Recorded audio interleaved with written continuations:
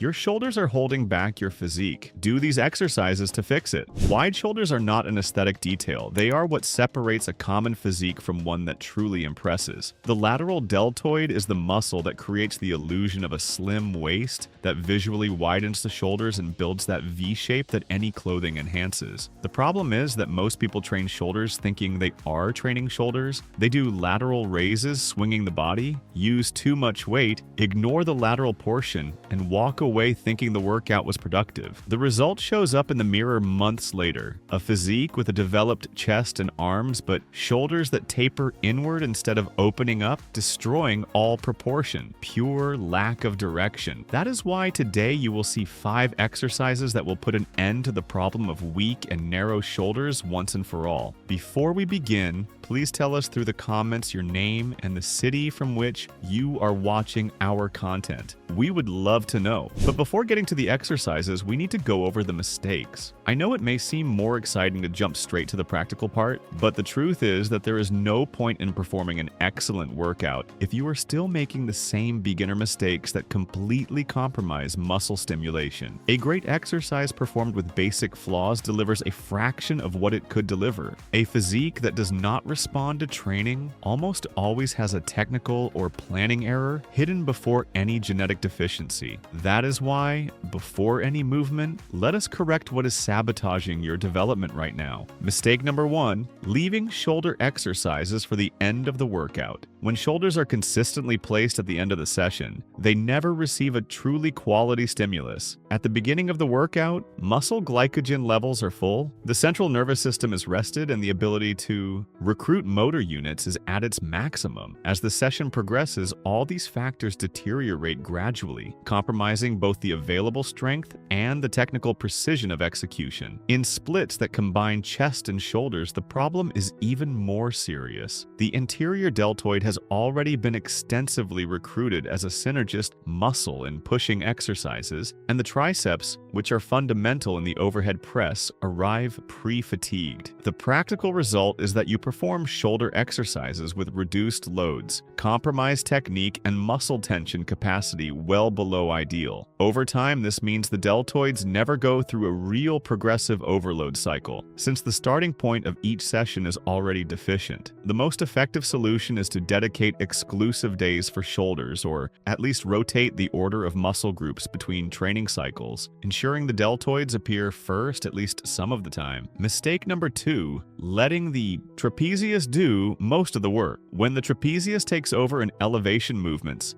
deltoid activation drops significantly. Electromyography studies, such as the one by Arnold and colleagues, demonstrated that shoulder shrugging during lateral raises can reduce medial deltoid activation by up to 30 to 40%, while upper trapezius activation rises proportionally. This means that even while performing sets and reps, a considerable part of the effort is not generating mechanical tension in the target muscle. Without sufficient mechanical tension in the deltoid, the anabolic signal sent to muscle cells is weak, and post-workout muscle protein synthesis is compromised. Mechanical tension is the primary mechanism of hypertrophy, and any technical deviation that redirects it to a non-target muscle represents a direct loss of adaptive stimulus. In practice, training for years with this pattern results in underdeveloped deltoids even with apparently high volume, reducing the load, actively depressing the scapula before initiating the movement, and developing proprioceptive awareness of where the tension is being generated are the fundamental steps to correct this mistake. If you feel your trapezius is more worked than your shoulders the day after training, that is a clear sign this mistake is happening to you. Mistake number 3, underestimating shoulder volume and doing low weekly volume. The deltoid, when considering its 3 portions, is one of the largest muscle groups in the upper torso, forming practically a complete muscular wrap around the glenohumeral joint. Despite this,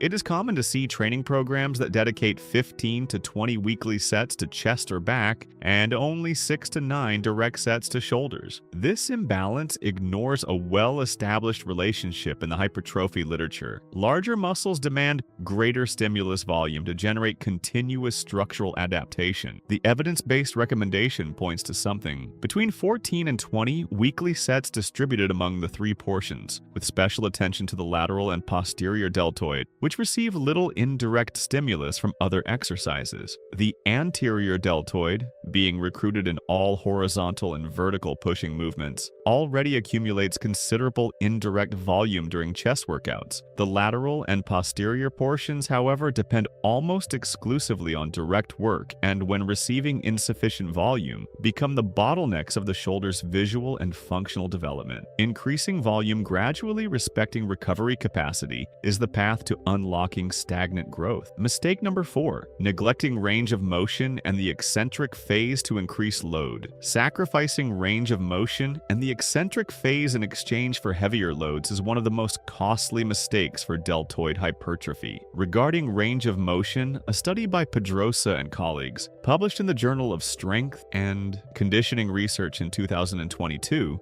demonstrated that training through full range of motion, with emphasis on the muscle's stretch position, produced up to 40% more hypertrophy compared to partial range executions. This occurs because the passive tension generated at maximum stretch is a potent activator of anabolic signaling pathways, especially in the deeper muscle fibers. Regarding the eccentric phase, a meta-analysis gathering 20 controlled studies concluded that training with eccentric emphasis produced, on average, muscle mass gains approximately 10% greater than isolated concentric training, precisely due to the greater controlled myofibrillar damage that the negative phase causes. In the deltoids, this is even more relevant, given the stabilizing role of this muscle, which has a high density of fibers responsive to eccentric stress. Reducing the load by 20 to 30% to recover full range of motion and controlling the descent for 2 to 3 seconds represents, in practice, a significantly superior hypertrophic stimulus compared to moving heavy loads with compromised technique.